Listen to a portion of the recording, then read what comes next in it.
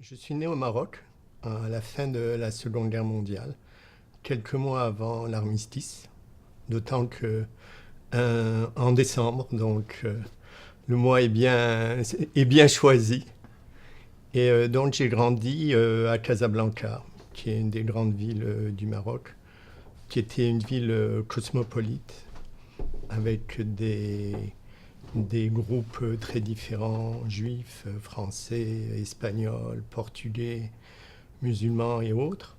Donc il y avait déjà, si on peut dire, une ambiance très interculturelle, une influence française, une influence espagnole, une influence marocaine. Et donc je suis né dans une famille juive qui elle-même venait de deux régions. Par ma mère, elle vient du nord du Maroc, du nord espagnol. Donc sa langue était l'espagnol et le français, mais elle parlait aussi arabe.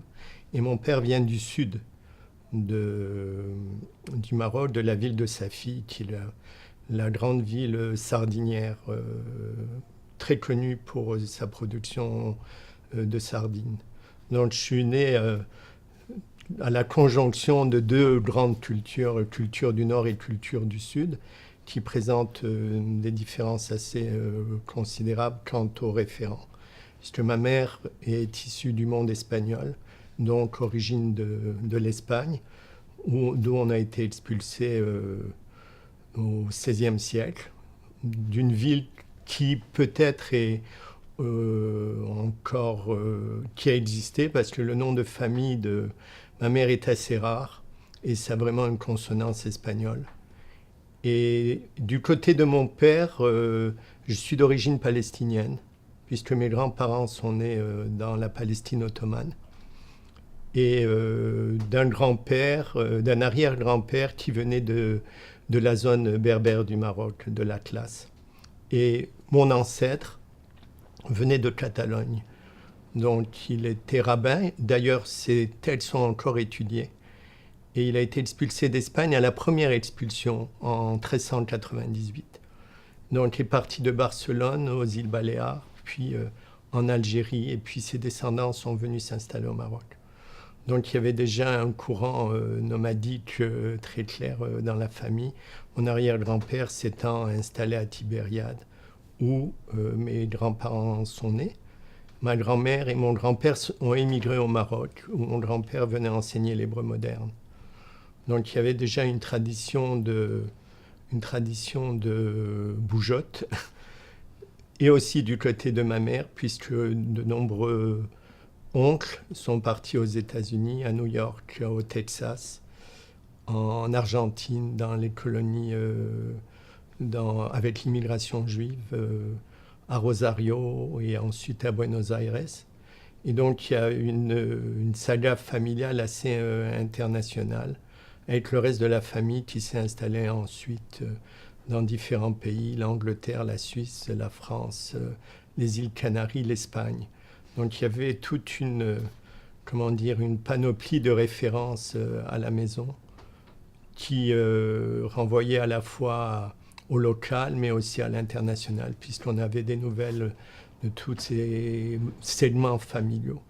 Donc c'était une famille très étendue et la vie familiale était très importante. Donc on passait de cousin à oncle, à tante, et ça circulait dès qu'on n'était pas très bien à la maison, on trouverait refuge chez d'autres cousins.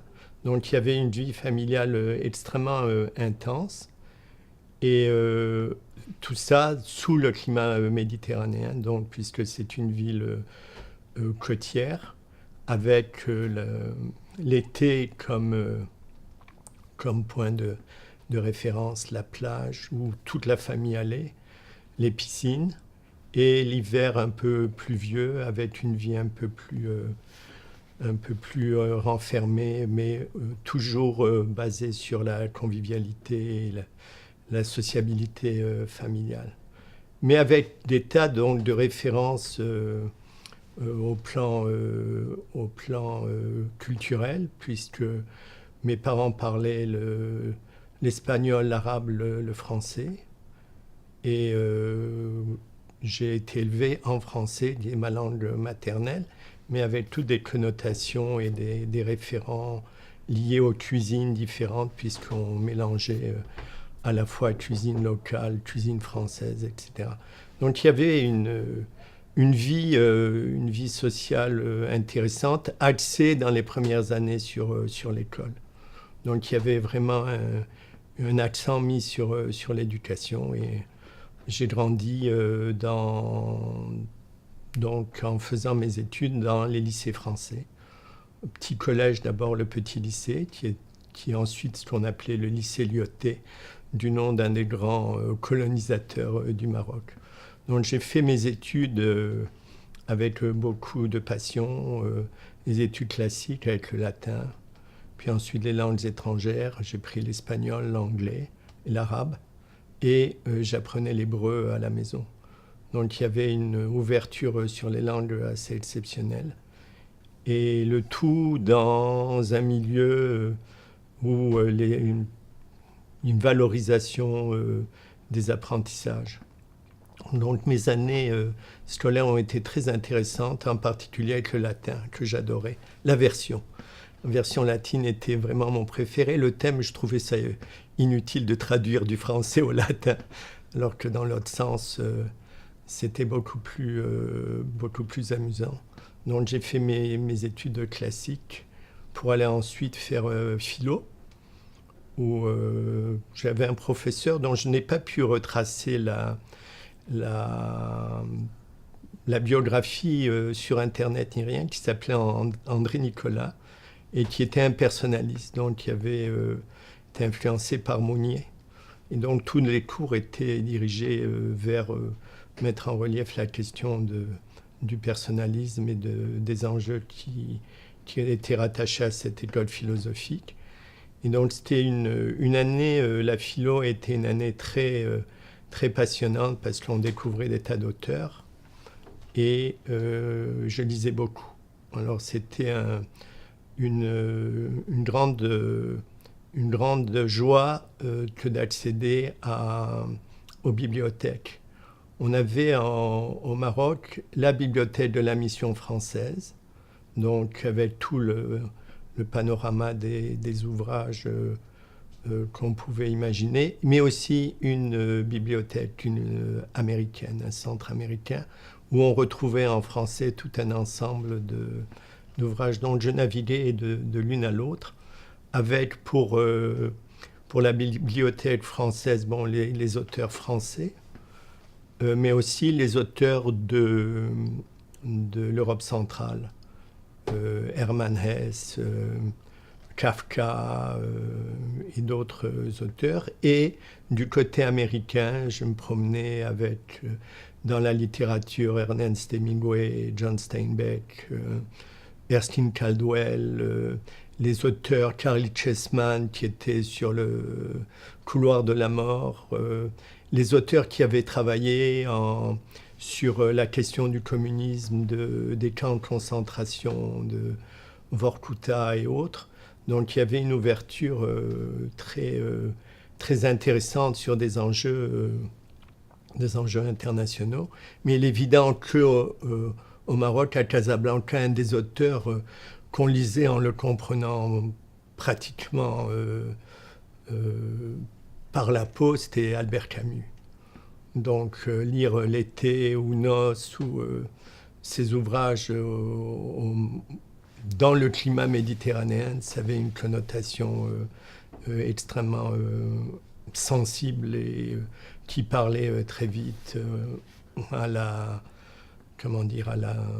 notre réalité de tous les jours, puisqu'on vivait à peu près avec des nuances dans les mêmes conditions de colonialisme et à la fois de multiculturalisme et à la fois de tensions sociales et politiques très fortes, puisque le Maroc, à la fin des années 50, était dans un processus de libération. Donc le terrorisme était aussi très présent. Donc j'ai connu les attentats au Maroc, dans les marchés, il y avait donc une tension extrêmement forte par rapport toute la problématique du colonialisme, la libération, que ce soit l'Algérie et le Moyen-Orient. Donc il y avait une tension à peu près constante par rapport à l'ensemble des enjeux qui continuent aujourd'hui à se manifester. Et il y avait aussi ce rapport au colonialisme à travers les radios internationales. Donc j'écoutais moi beaucoup Radio Lisbonne, et où il y avait des émissions en français, et où on entendait les discours de Salazar, donc à l'époque dictateur du Portugal, sur toute la question du rapport aux colonies lusophones d'Afrique. Donc tous les dimanches, je me rappelle, j'écoutais ces discours un peu fous qu'il faisait sur le Portugal et sur l'empire colonial, mais en même temps d'être ouvert à la musique au fado, donc qui est une de mes musiques préférées. Et à côté, il y avait bien sûr Radio Monte Carlo, il n'y avait pas de télévision, donc on était vraiment branchés sur les radios, et ouvert aussi aux musiques de l'époque, puisqu'il y avait les premiers groupes de rock and roll Bill Haley, ses Comètes, Elvis Presley, puis Johnny Hallyday qui commençait à pointer. Et la musique, bon, il y avait cette musique, et il y avait aussi pour moi l'intérêt pour la musique classique, parce que j'avais un oncle mélomane. Et donc très jeune, il m'a initié à le plaisir de la musique classique, surtout des concertos, violon, piano. Donc j'ai grandi dans une culture où il y avait plein de micro-événements, de rencontres. Par exemple, j'étais très jeune, je devais avoir 15 ans, et il y a un des grands poètes, musiciens argentins qui s'appelle Atahualpa Yupanqui, qui est venu donner un concert à Casablanca, et avec qui on avait passé presque une matinée au café à discuter avec lui. Donc il y avait comme ça des rencontres internationales qui se faisaient. Donc c'était une ville quand même cosmopolite et ouverte sur plein d'activités culturelles et autres assez intéressantes.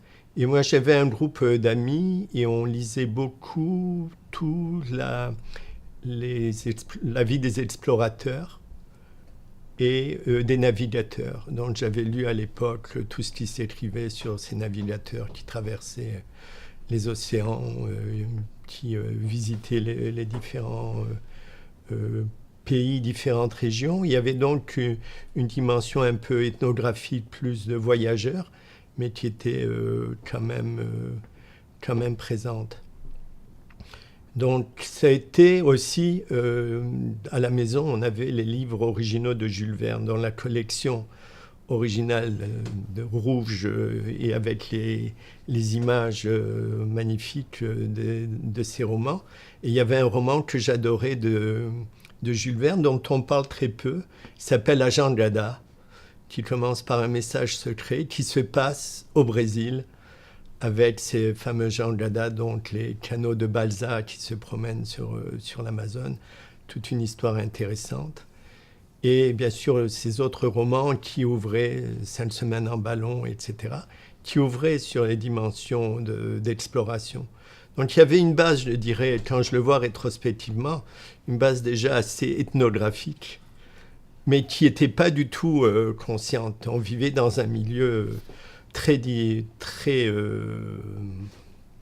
hétérogène, avec des référents africains, puisqu'il y avait des groupes d'orchestre qu'on appelait des Gnawa, qui venaient du sud du Maroc, qui faisaient la musique, les marchés, avec ces senteurs, les rythmes de chaleur et d'humidité, les groupes différents. Donc il y avait une vie assez passionnante, mais toujours marquée par ces tensions liées aux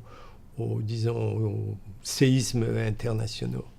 Et ça a été un élément, une constante qui est apparu tout au long de ma jeunesse et de mon adolescence. Et lorsque j'ai fini mes études en en philosophie, j'ai décidé d'aller faire une année de droit. Je voulais étudier le droit, mais j'ai pas du tout mordu au droit. C'était vraiment très sec, sauf aux relations internationales. Où là, alors vraiment, j'ai adoré l'étude des relations internationales, mais je n'ai pas tenu dans le domaine et décidé d'aller essayer autre chose, qui était un certificat d'études littéraires générales, donc littérature et langue, à la mission française. Et là, j'adorais le latin, la littérature, mais c'était pas encore ça. Donc c'était une période de recherche. Et cette période de recherche s'est terminée quand, pour des raisons à la fois politiques, familiales, on a décidé d'émigrer au Canada. Donc dans les années 60, la situation locale était très problématique avec des tensions dans le pays. Donc il y avait des mouvements migratoires très forts et en particulier le groupe juif se déplaçait vers d'autres cieux, vers Israël, vers la France. Et certains ont décidé de venir s'installer à Montréal pour des raisons multiples. D'une part, c'était l'Amérique. Il y avait toujours ce rêve américain quelque part qui restait présent. Puis c'était une Amérique en français.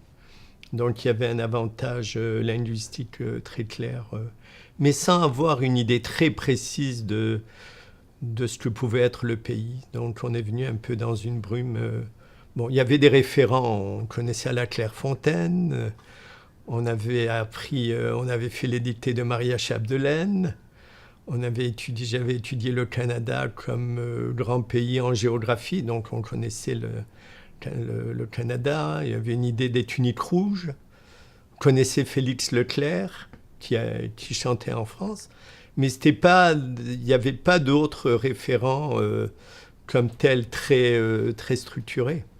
Donc ça a été une immigration un petit peu, je dirais, aveugle, sans référent clair pour arriver dans les années 60 en plein FLQ, terrorisme. Donc tout le monde se disait, mais attendez, là on a quitté le Maroc parce qu'il y en avait, et puis on retombe dans la même situation. Il y a comme un effet paradoxal. Et bien sûr avec des changements climatiques très clairs entre le Maroc et le Québec. Et donc en 65, j'avais un oncle déjà installé. La famille a décidé de venir vivre ici. Et la première, donc je suis arrivé en novembre 65, donc ça fait 50 ans ici. Et la première année, j'ai travaillé dans un magasin sur la rue Saint-Laurent, qui était un magasin de gros, donc qui vendait de tout. Des postes de radio, des horloges, des montres, des objets. Et c'était un milieu très intéressant. C'était sur la rue Saint-Laurent. Donc il y avait tout le personnel venait de différents pays, d'Italie, de Pologne, de Russie. Et je vendais des objets, j'étais vendeur. Et je coltinais les boîtes. Donc j'étais pas mal musclé à l'époque. On était très peu payé. Je crois que j'étais payé, je ne sais pas combien, $1 ou $2 par heure. Mais c'est un milieu intéressant qui mettait en contact avec le pays, disons, toute la vie sociale à la fois canadienne, française et migratoire. Et en même temps, je fréquentais un endroit très intéressant qui s'appelait le Carrefour international des étudiants, qui était rattaché à l'Université de Montréal, qui était tenu par les auxiliaires féminines internationales, et où il y avait beaucoup d'activités, où se retrouvaient des jeunes de mon âge, donc j'avais la jeune vingtaine, des jeunes de mon âge qui venaient du Vietnam, du Maghreb, d'Afrique du Nord, d'autres pays, puisque c'était le début des mouvements migratoires qu'allait connaître le Québec.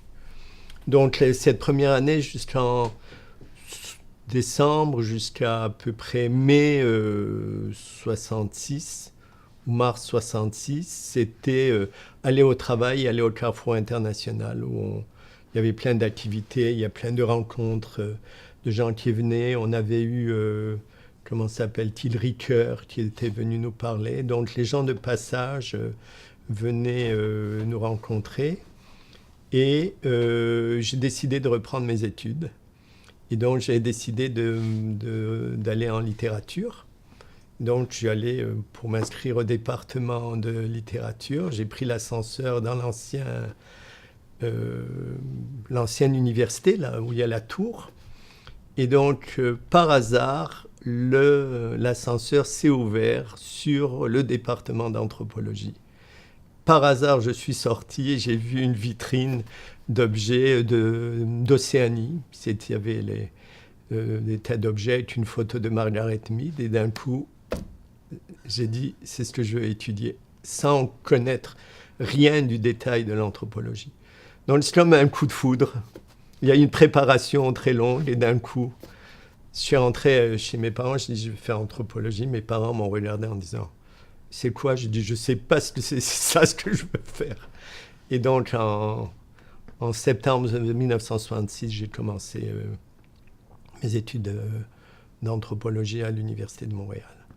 Donc, ça s'est fait une boîte à surprises, sans projet bien défini, mais rétrospectivement, comme s'il y avait déjà des éléments qui me préparaient à ça. D'une part, l'enracinement dans un milieu diversifié, puis aussi le choc de la migration, donc un choc culturel important, mais à la fois très positif, puisque l'arrivée au Québec, ça a coïncidé quand on a 20 ans avec la liberté.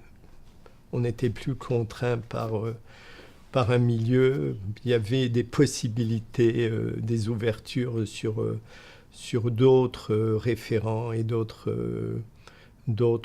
actions. Puis c'est là où j'ai commencé mon anthropologie, en même temps que je travaillais, je participais aux activités de la communauté juive marocaine qui était en pleine croissance, puisqu'entre 65 et 67 sont venus s'installer des centaines de personnes. Et j'ai commencé à aider à structurer un peu la vie communautaire, en faisant des activités de type culturel et en développant par la suite ce qui est devenu le festival Séfarade, qui a pris une extension considérable et qui a commencé par un petit groupe. Donc c'était une façon d'utiliser les outils de l'anthropologie pour faire valoir un patrimoine culturel intéressant, musical, gastronomique, intellectuel.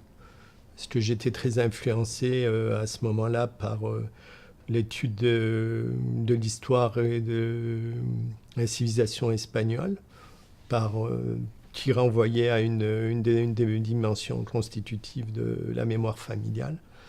Et c'était une histoire très intéressante, pas seulement l'expulsion, mais ce qui a suivi l'expulsion, dire toute la présence séfarade en Europe,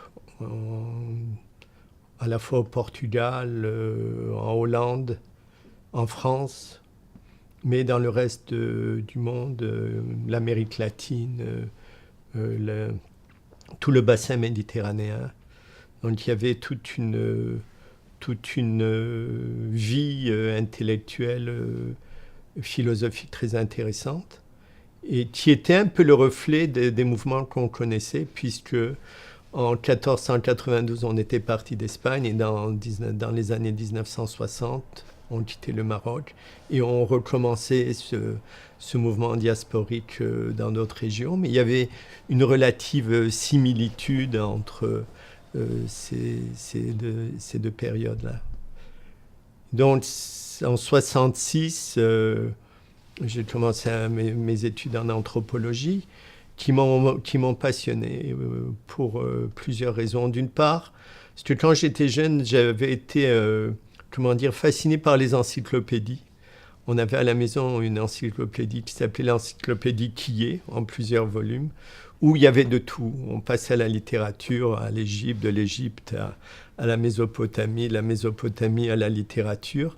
Et donc, je retrouvais en anthropologie cette espèce d'ouverture sur les 4 disciplines qui étaient à l'époque bien représentées, la linguistique, l'anthropologie physique, l'ethnologie et l'archéo. C'est à l'archéo que j'ai pas beaucoup mordu à l'archéologie, mais j'ai beaucoup mordu à l'ethnologie et à la linguistique. C'était mes 2 domaines préférés. C'était un jeune département. Le département, je crois, avait à peine quelques années. Et il y avait donc des gens qui m'ont beaucoup marqué, en particulier Jean Benoît, sur lequel je reviendrai, qui était en anthropologie physique, Rémi Savard sur la religion, Jacques Gomila sur l'anthropologie physique, Hazen Balixi qui donnait des cours de méthodologie. On était toujours fascinés à le voir tirer sur sa pipe et nous donner des conseils sur le terrain. Mais donc, il y avait tous ces cours intéressants. On était en cohorte, donc il y avait 100 étudiants et on se promenait d'un cours à l'autre ensemble. Donc ça crée des liens très forts. Et on avait une organisation tout à fait particulière parce qu'on était divisés en équipes, on prenait des notes pour le reste de la classe, on distribuait, et puis on renéotait toutes ces lectures, ce qui fait qu'on a lu tous les classiques qui étaient obligatoires, oui, de Tikopia, les villages, les Nyakusa, les Dobou, les classiques de Malinowski, de Evans Pritchard sur les Nuers. Donc il y avait une base fondamentale dans l'apprentissage de l'anthropologie classique, en même temps qu'une ouverture sur des aires culturelles comme le Canada français que j'avais pris, l'Amérique latine, et aussi le cinéma, puisqu'on avait toute une série, on appelait ça le Cinanthrope. On avait toute une exposition aux films ethnographiques, donc Dead Birds, la chasse à la girafe au Kalahari, comment appelle-t-on ça, les films sur l'Afrique. Souvent, les propres auteurs venaient. Et donc, on avait des rencontres tout à fait passionnantes à ce moment-là.